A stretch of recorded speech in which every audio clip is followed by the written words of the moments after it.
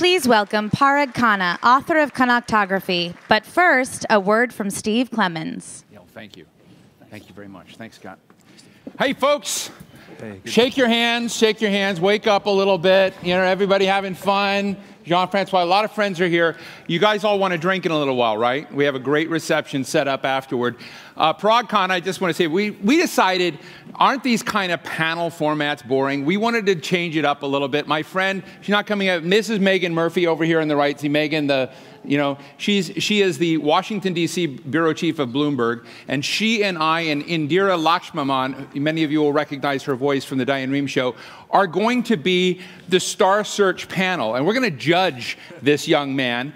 There's no one that I know that is more of an Alvin Toffler type, a futurist, than Parag Khanna. So he's way out there. His stuff is pursued there, and we're going to have some fun. So I just wanted to let you know that we're not going to have your typical panel afterward. All of you will get to play along, and then we're going to have Yanis Varoufakis, the former finance minister of Greece, and then we're going to have a quick panel on trades deficits with a question mark, and we're then going to have a drink all together. So that's what we're going to do. Thanks for being here. Parag, the floor is yours. All right, good afternoon, everyone. So Steve was right. I've come from far, far away from the future, in fact. I'm probably the expat voice in the room, though James Fallows with his frequent flyer miles surely counts as well. But I live in Singapore now, so I have the luxury of having a vast distance between myself and the conversations that are going on here. And let me just tell you very honestly what my opinion is. From what I see, spending 99% of my time outside of this great country, and that is the following. Every country has a right to screw up. And when you do, no one is going to come and help you.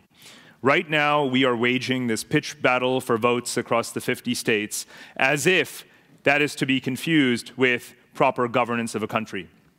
But if radical federalism were the path to having a well-governed country, then India would be the best-run country in the world. When modern India was created in 1947, it had 14 states. Today it has 29. I think we have quite enough of that right now. So let's put up the map. A lot of you may have seen this in the New York Times last weekend, adapted from my new book. Now, what I want to say is that countries thrive not just by having as many disparate political units as possible, but actually by having as many functional, economic, metropolitan areas connected to each other and to the world economy as possible. That is the path to a sensible organization of a country.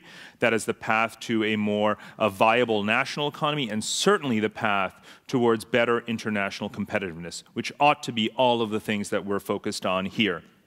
And that means that America needs to be as connected as possible to the global circuitry of technology, of agriculture, of finance, and of industry. So we have to shift from the political geography of the 50 states towards this functional geography of urban archipelagos and mega regions. And that's what this map is all about, this united city-states of America. We have a ways to go. The US is the least urbanized of advanced Western industrial democracies. So we see our small towns hurting all over the country, and that's going to continue to be the case. It's not only because they're small in this population size, but also because they're not connected to larger population centers. They are destined to either become low-cost retirement colonies or immigration centers, but even then, they're going to be cut off from all of the action that we see larger cities able to accomplish. The proof of the opposite is looking at the large cities. What Brookings has shown through its research since the financial crisis is that large cities like the northeastern megalopolis from Boston all the way to here in Washington or Los Angeles have been much more resilient and able to rebound. People are able to resort themselves into new jobs and economic activity, whereas in smaller centers they can't do that. And even within these white urban clusters, you find significant efforts at greater connectivity. Just think about the Amtrak or high-speed rail that we pine for along this eastern spine, or the Hyperloop that is intended, well, high-speed rail or Hyperloop, depending on where you're putting your money, on the West Coast. All of these are efforts to increase the connectivity within these megacity clusters. And just think about all the jobs that would create. Along the way from Boston to DC is the state of Connecticut, which, as you know, has some of the richest towns and also some of the poorest towns in America. Think about the jobs that would be created by improving the transportation connectivity just along that corridor. Then there's, of course, the mega regions, the 7 of them. This derives from the great work of Joel Garreau and other scholars who've looked at the natural, God-given economic resource geographies of the United States.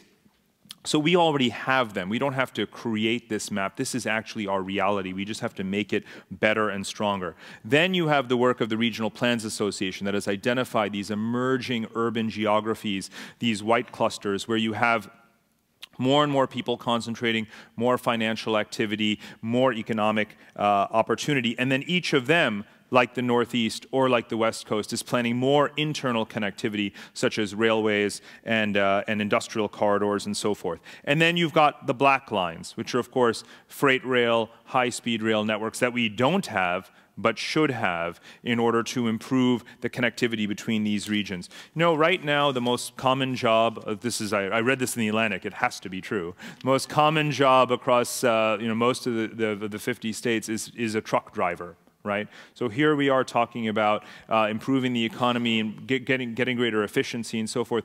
We need to think about improving the transportation systems so that we can actually empower people to have their jobs and do their jobs more effectively.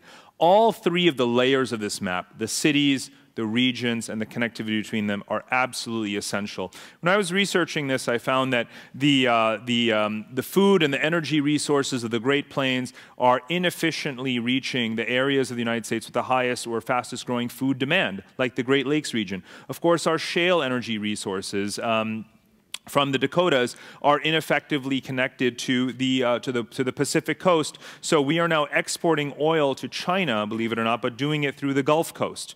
Right? So our interior resources are ineffectively trapped, if you will, because of poor connectivity. The Gulf Coast terminals are themselves building themselves up rapidly, yes, but are not capable yet of managing the volumes of outflow that they could for us to be the world's leading energy provider across both the Atlantic and the Pacific. That is actually the fate of the United States now, to be the world's largest, most reliable energy provider. Our infrastructure needs to live up to it. Our ports can barely handle the capacity of the ships that are coming in now, let alone the super tankers, the super vessels that carry 18,000 TEU. Other cities around the world have those ports, and we don't. Then there's the internal need to, or the case for this connectivity. Think about the Rust Belt towns of Ohio and other places where citizens don't have, are stuck in traffic jams and can't effectively commute to larger cities. Those cities, by not being well connected, can't put themselves into the supply chain of larger cities like Chicago and so forth. Better roads, better highways, better railways would help to fix some of that problem. Detroit, as I argue in this piece, should be seen as the midway corridor of a Chicago to Toronto North American Union sort of corridor. We need to think at that kind of continental scale. We are a country of great mass, and yet we're not acting as one unified team. But yet, in the past, historically, we have done this, right? Think about the Pacific Railroads, think about the Tennessee Valley Authority, think about the Erie Canal, think about the interstate highway system. All of these are examples of this common sense regional approach being very germane to American history, and we're not doing them today. And yet I get hundreds of emails a day now from people like the Council of Mayors, the National Governors Association, the Regional Plans Association. They all say this is what they want. And yet I hear at the exact same time, but Congress is the problem. Congress gets in the way. Congress is thinking at the district level, not at the state level. But like I said, we have a right to screw up. No one else is stepping in to help us get ourselves out of this mess that we're in. We need serious support for National Infrastructure Bank, for regional incarnations of that bank to help to distribute the financial resources. We need long-term bonds. A plan began a few years ago to start to strengthen municipal bond financing for infrastructure, and then it was stopped. You don't half build a road. You don't finance infrastructure projects for 2 years. Around the world, democracies and non-democracies don't shoot themselves in the foot like this. They do long-term planning. They depoliticize infrastructure. They realize that since the Industrial Revolution, it is the catalyst for growth. Right? If you want to talk only about elections in the 50 states and how to win votes, that's fine. This is not the map for you. But if you want to talk about decreasing poverty, if you want to talk about increasing productivity, you want to talk about strengthening national competitiveness, then this is the map for you. So a picture is worth 1,000 words. We could talk about this endlessly, but I think the purpose of putting up this map is actually so that we stop talking and start building. Thank you. We're joined